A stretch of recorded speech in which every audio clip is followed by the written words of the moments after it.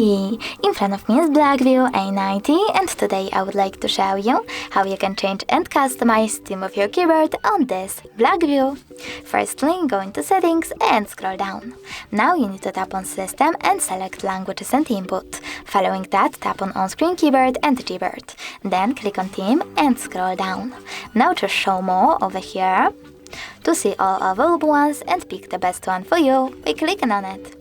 After that, you need to manage key borders by clicking on this switcher and save your keyboard by tapping on apply. When I go back, as you can see, theme of my keyboard has changed. But you can always go into the same settings, but this time tap on this plus icon under my themes. Now select photo that you wish to apply as the keyboard's background, pinch it to scale and drag it to move. When you're ready, tap on next and adjust brightness by swiping left or right. Then click on Done. Manage key borders by clicking on this switcher and tap on Apply.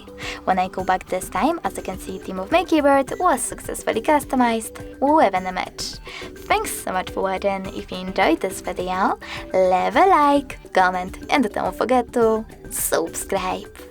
Bye!